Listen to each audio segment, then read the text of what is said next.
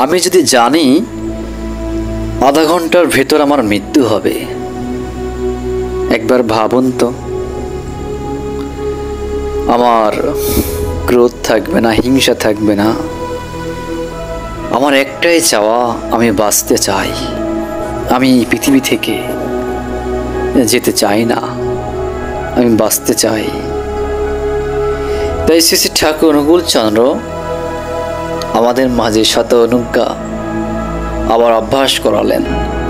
আমি অক্রোধী, আমার কোনো ক্রোধ নেই, আমি অমানী, আমার কোনো মান নেই। আসলে কি তাই?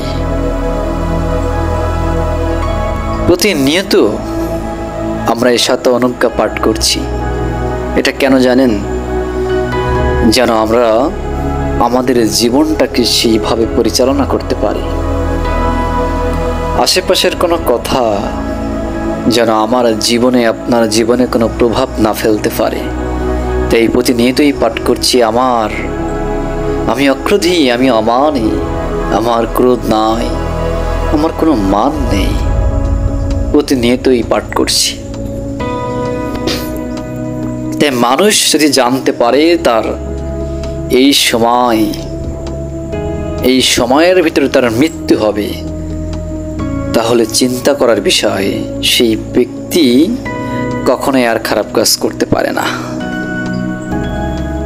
আমরাও এই বিষয়গুলো উপলব্ধি করতে পারি যদি আমরা সেই স্তরে সাধন ভজন করতে পারি।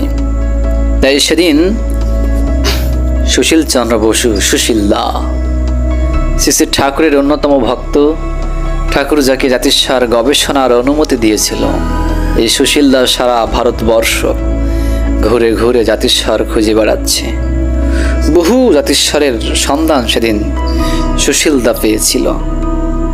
তার জাতিস্বর বলে একটা বই আছে। তাই সুশীলদা দিল্লির শান্তি দেবীকে জিজ্ঞাসা করছে, মাত্র 6 বছর, এই 6 বছরের শান্তি দেবী তার আগের জন্ম ছিল মথুরাতে। আমি অত বিস্তারিত বলবো না, আমি সামান্য বিষয় নেই, অন্য বিষয়ে চলে যাব। তাই সেদিন শান্তি দেবী তার পূর্ব জীবনের যে স্বামী কোথায়, তার সন্তান কোথায়, তার বাড়ি দেখতে কেমন, তিনি কোথায় জন্ম নিয়েছিল, ইত্যাদি ইত্যাদি সমস্ত বিষয় সে বলে দিচ্ছে। ছোট্ট শান্তি দেবী, মাত্র 6 বছর বয়স। সুশীলদা জিজ্ঞাসা করছে, শান্তি, তোমার মৃত্যুর সময় কি চিন্তা হয়েছিল? তুমি মৃত্যুর সময় কি ভাবছিলে? সেদিন শান্তি দেবী বলছে, আমি মৃত্যুর আগ দিয়ে নাম করছিলাম, আমি মৃত্যুর আগ দিয়ে নাম করছিলাম, এবং নাম করতে করতে হঠাৎ দেখি আমার চারিদিক অন্ধকার হয়ে গিয়েছে। আমরা সকলেই জানি, আমাদের যখন মৃত্যু হয় চারিদিকটা অন্ধকার হয়ে যায়।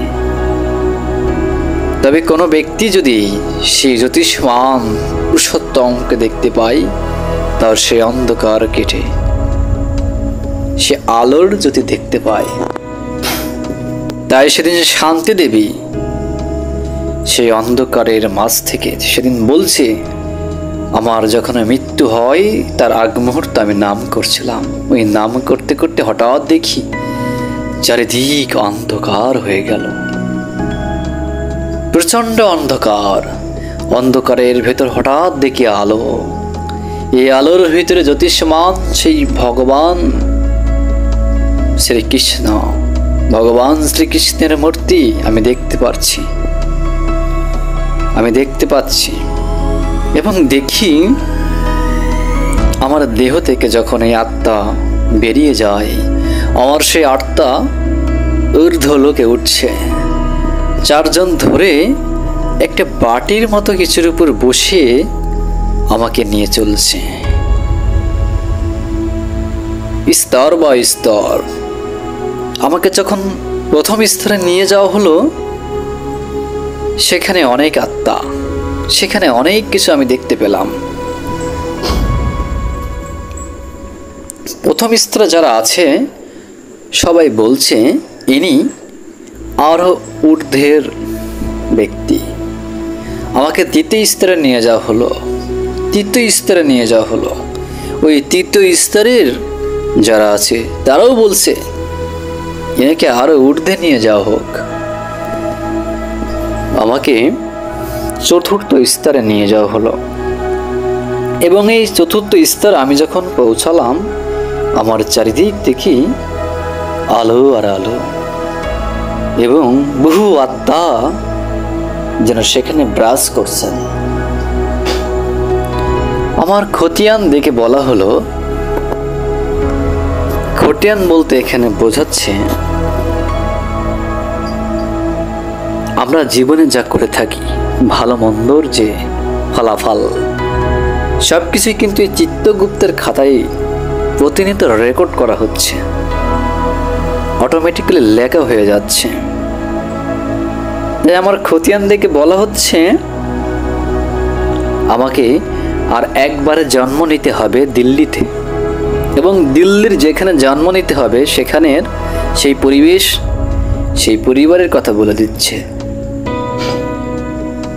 আমাকে আর একবার জন্ম নিতে হবে। তাই শান্তিদেবী সেদিন মথুরাতে তার লীলা সংবরণ করে তার একটি সন্তান প্রসব করার ভেতরেই সে আস্তে আস্তে ধীরে ধীরে কিছুদিনের ভেতরেই সে মারা যায়। মাত্র 10 দিন একটি সন্তানকে রেখে এই শান্তিদেবী মারা যায়। তার আগের জন্ম ছিল মথুরাতে, পরবর্তীতে তার জন্ম হলো দিল্লিতে।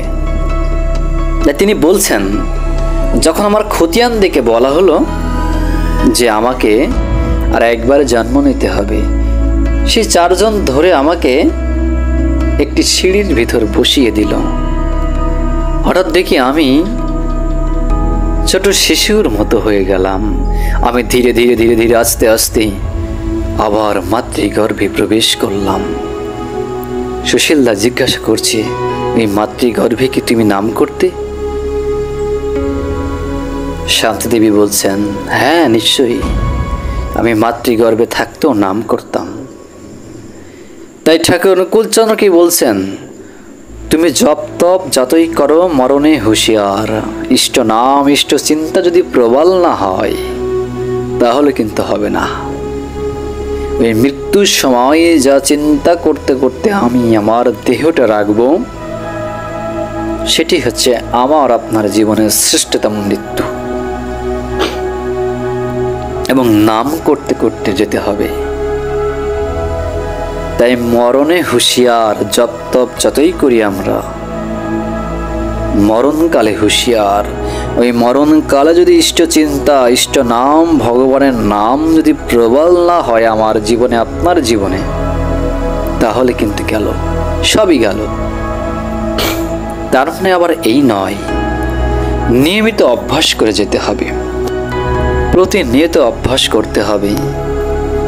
এই অভ্যাস করতে করতে একটা সময় মানুষ বুঝতে পারে সে মানুষটা কোথায় যাবে, কখন তার মৃত্যু হবে। আচ্ছা বলুন তো, মৃত্যু কেন আমাদের হয়? দেখুন, আমরা জানি না আমাদের মৃত্যু কখন হবে, কিভাবে হবে, আমরা বলতে পারি না। একমাত্র জাতিস্বর যারা, তারাই বলতে পারে। তাই ঠাকুর এই জাতিস্বরবাদী মৃত্যুর কথা বারবার বলছেন যে স্মৃতিবাহী মৃত্যু হওয়া ভালো।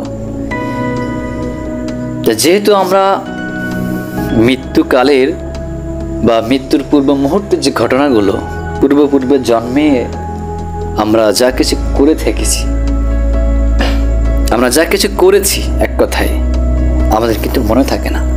তাই ভগবান শ্রীকৃষ্ণ অর্জুনকে বলছে, অর্জুন তোমার আর আমার তো বহুবার জন্ম হয়েছে, তোমার তো কিছুই মনে নেই, সবই মনে আছে আমার।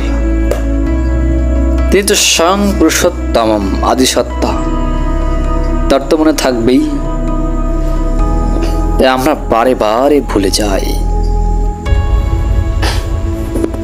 দেখবেন ওষুধের গায়ে লেখা থাকে, শেক দ্য বোতল বিফোর ইউজ। সেবনের পূর্বে ভালো করে ঝাঁকিয়ে নিন। খুব গুরুত্বপূর্ণ কথা, শেক দ্য বোতল বিফোর ইউজ। সেবনের পূর্বে ভালো করে ঝাঁকিয়ে নিন। কেন জানেন? এই ওষুধটা যে উপাদান দিয়ে তৈরি করা হয়, সেই উপাদানের উপকরণগুলো নিচে পারদ পড়ে যায়। আর যে জল জাতীয় পদার্থগুলো থেকে থাকে, যখনই আমরা ভালো করে ঝাঁকিয়ে নিই, তখনই এই ওষুধ যে উপকরণ দিয়ে তৈরি হয়েছে সেটা পুরোপুরি ওই তরল জলের ভিতরে মিক্সার হয়ে যায়। তাই শেক দ্য বোতল বিফোর ইউজ। সেবনের পূর্বে ভালো করে ঝাঁকিয়ে নিন। তাই বারে বারে যখন আমরা পৃথিবীর বুকে আবির্ভূত হই, পৃথিবীর বুকে বারবার জন্ম নিই,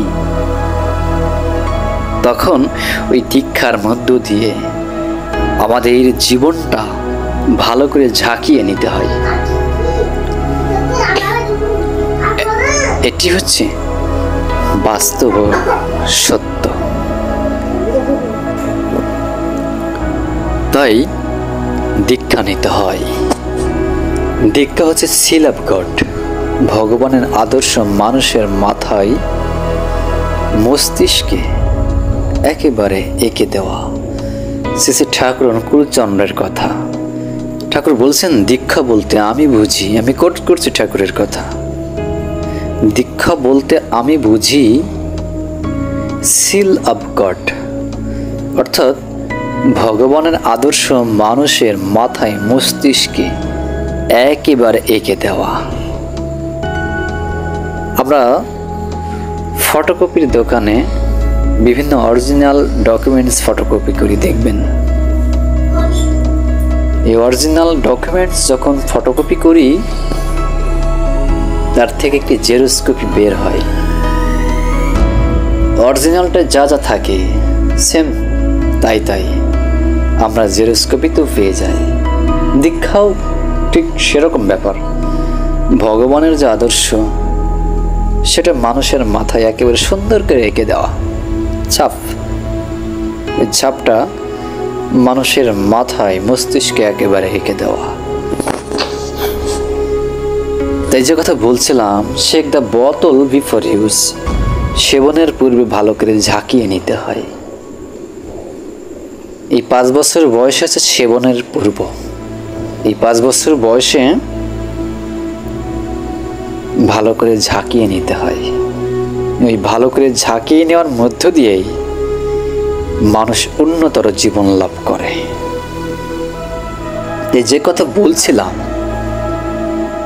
মৃত্যু হওয়া শ্রেয়।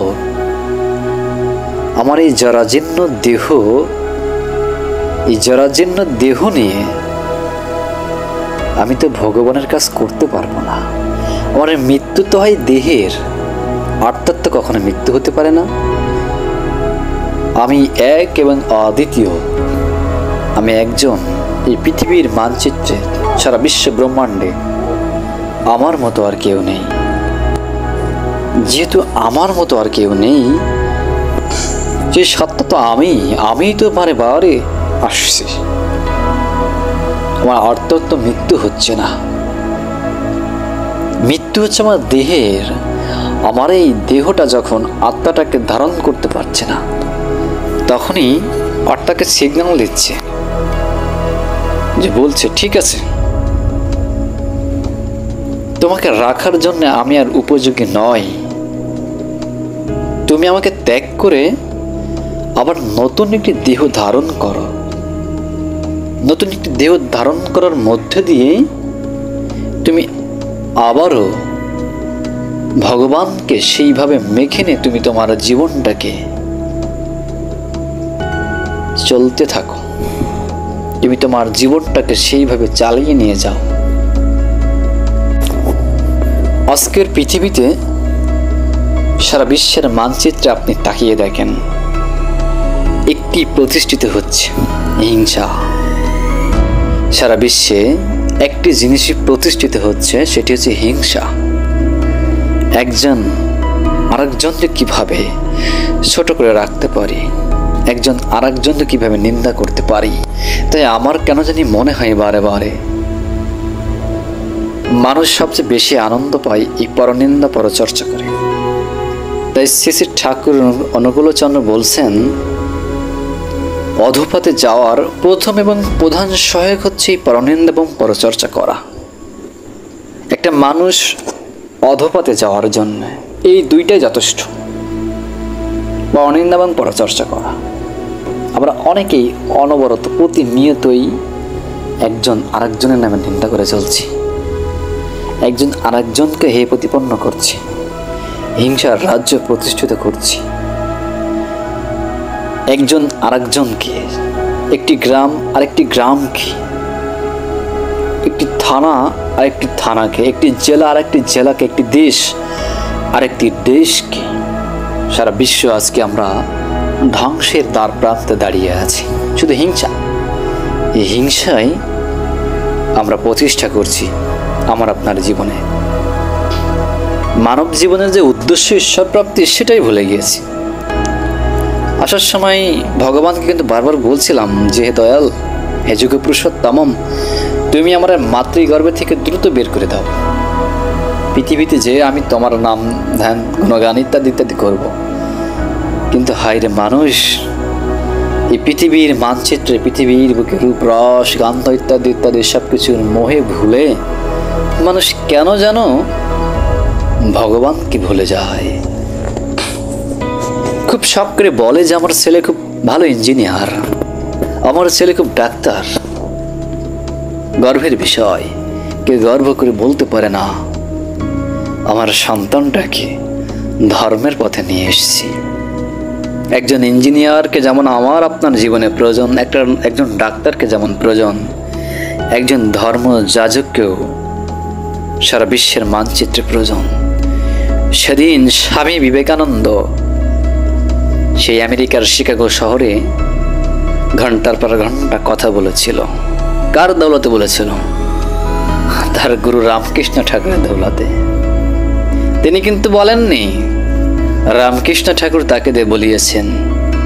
সেদিন আমেরিকাবাসী দেখছি আমার এই আমেরিকা এত উন্নত, বিজ্ঞানে, দর্শনে, সাহিত্যে, অর্থবিত্তে, ধন দৌলতে, এভরিথিং টোটাল বিষয় এত উন্নত। আমার আজকে আমেরিকার একটা রাজ্যের সাথে একটা রাজ্যের কেন গৃহবিবাদ, সংঘর্ষ ইত্যাদি কেন? সেদিন এই কেন কথা খুঁজতে যে আমেরিকাবাসী বুঝতে পেরেছিল মানুষের ভিতরে মূল্যবোধ, ধর্মবোধ সৃষ্টি করিয়ে দিতে হয়। তাই সেদিন বিশ্বের বিভিন্ন দেশ থেকে ধর্মযাজকদের আহ্বান করে সেদিন আমেরিকার বুকে নিয়ে যাওয়া হয়েছিল। তাই ভারতবর্ষের প্রতিনিধি করেছিল স্বামী বিবেকানন্দ ওরফে নরেন্দ্রনাথ। এই নরেন কিভাবে স্বামী বিবেকানন্দ হলো জানেন? আজকে নরেন যদি রামকৃষ্ণ ঠাকুরকে না ধরতো, কখনো স্বামীজি হতে পারতো না। এটা বাস্তব, ইতিহাস বলে সাক্ষী দেয়। প্রত্যেকটা মানুষের জীবনে একজন আদর্শ বৈশিষ্ট্যমান, অপ্রিয়মান বৈশিষ্ট্য বলে একজন থাকা চাই। তাই দয়াল আমার পরম পুরুষ শ্রী ঠাকুর কুলচন্দ্র দেওঘরে একটা চৌকির উপর বসে আছেন। হঠাৎ ঘূর্ণিঝড়ের মতো সৃষ্টি হয়েছে। অনেকে দেখবেন হঠাৎ করে দেখা যায় যে একটা ঝড়ের মতো বাতাস হয়ে একটা ঘূর্ণিঝড়ের মতো অবস্থা সৃষ্টি হয়। ঠিক ওই রকম অবস্থা ওই দেওঘরের বুকে হয়েছিল, দেওঘরের মাটিতে হচ্ছে। এক ভক্ত ঠাকুরকে প্রণাম করতে যাবে। ঠাকুরকে যখনই প্রণাম করতে যাবে, তার চোখের ভিতরে একটি কুটা ঢুকে গেল। তিনি একজনের সাহায্য নিয়ে সেই কুটাটা বার করলো। ঠাকুর পুরো টোটাল বিষয়টা দেখছেন, পুরো সিনারিটা তিনি অবজারভেশন করছেন। সে সময় ঠাকুর বলছেন, দেখেছিস এই চোখ সব দেখবে পায়, এই চোখ সব কিছু দেখতে পায়, বিশ্ব ব্রহ্মাণ্ডের জগৎ সংসারে যেখানে কোথায় কি আছে ইত্যাদি ইত্যাদি সব কিছুই দেখতে পায়। আবার যখন এই চোখে কোনো কিছু পড়ে, চোখ কিন্তু আর তাকে দেখতে পায় না। খেয়াল করে দেখবেন, আমরা আপনার এই চোখ দিয়ে সারা বিশ্ব দেখছি, আবার যখন এই চোখের ভেতরেই কোনো কিছু পড়ে, এই চোখ কিন্তু আর তাকে দেখতে পায় না। যে চোখ যে তাকে দেখে বের করে আনবে সেটা কিন্তু আর দেখতে পায় না। খুব লক্ষ্য করবেন কিন্তু যে ঠাকুর বলছেন যে এই চোখ সব কিছুই দেখবে পারে, এই চোখে যখন কোনো কিছু আবার পড়ে চোখ কিন্তু আবার তাকে দেখতে পায় না। তাই আমি বলি প্রত্যেকটা মানুষের জীবনে একজন বৈশিষ্ট্য পালে, অপ্রিয়মান বৈশিষ্ট্য পেলে একজন আদর্শ থাকা চাই। এটি হচ্ছে মানব জীবনের সার্থকতা। জীবনে এক থাকতে হয়, মৃত্যু হবেই। এই মৃত্যুর মধ্য দিয়ে মানুষ প্রকৃত মানুষ হয়ে ওঠে। একজন মানুষ যখন মারা যায় দেখবেন মৃত্যুর মধ্য দিয়েই তার সার্টিফিকেট বের হওয়া শুরু করে। ব্যক্তিটি কেমন ছিল আর রিসার্চ করা, গবেষণা করা শুরু হয়ে যায়। যদি ভালো থাকে ভালোর দিকে হেলতে থাকে, যদি মন্দ থাকে দেখবেন মন্দের দিকে ঢেলতে থাকে। আমি আশা করছি আপনার আলোচনাটি শুনবেন। এই জীবনে প্রত্যেকটা মানুষ বুকে হাত দিয়ে দেখবেন এই সংসার সংসার করে ছুটছি, চলছি, এই সব কিছুই যেন আমার আপনারা নয়, নিচে মায়ার বন্ধনে খেলা করছি। এই সবই হচ্ছে আমার কর্তব্য কর্ম।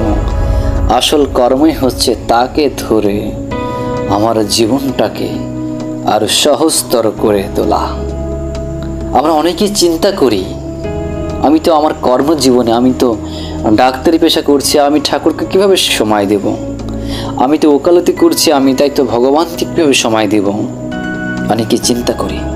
ঠাকুর কিন্তু এই বিষয়গুলোতে স্পষ্ট বলা আছে, ওই যে কর্মে থাকুক না কেন ওই কর্মে আরো সে সহজে উঠুক। ধরুন একজন ডাক্তার, সে সময় পায় না, এটা আমি মানছি। তার ভেতরেও তাকে চেষ্টা রাখতে হবে, চেষ্টা অব্যাহত করতে হবে। মানুষ যদি চায় সব পারে। অনেক ডাক্তার আছে দেখবেন ভগবানকে মাথায় নিয়ে চলছে না। অনেক ইঞ্জিনিয়ার আছে তারা মাথায় নিয়ে চলছে না। কেন চলছে? তাদের তো অর্থ বিত্ত সব কিছুই আছে, তারপরও কেন চলছে? কারণ আমরা সকলে নির্ভুল পুরুষ। এই আমরা সকলেই কিন্তু ভুলে ভরা। যেটা বলছি এটা ভুল হয়েছে আমার। আমরা সকলেই ভুলে ভরা। একমাত্র নির্ভুল পুরুষ তিনি, যার কারণে তার কাছ থেকে আমাকে শিখতে হয়, প্রতিনিয়ত শিখতে হয়। তাই জীবনে এক থাকা প্রয়োজন। এক না থাকলে সব কিন্তু এলোমেলো হয়ে যাবে। তো বি কনসেন্ট্রিক। ঠাকুরের সর্বজীবনের সর্বশ্রেষ্ঠ দামি কথা, বি কনসেন্ট্রিক, সুকেন্দ্রিক হও, ওই তাকে ধরো। একজন আদর্শ থাকা চাই জীবনে। এক কেন্দ্রকে যদি আমি চলতে থাকি সমস্ত কেন্দ্র আমার দখলে আসবে। এটি বাস্তবতা, এটি সত্য। সবাই ভালো থাকবেন, সুস্থ থাকবেন, ভগবানকে মাথায় নিয়ে চলবেন। ধর্মটা হচ্ছে মানুষের জীবনে ব্যালেন্স করে চলা।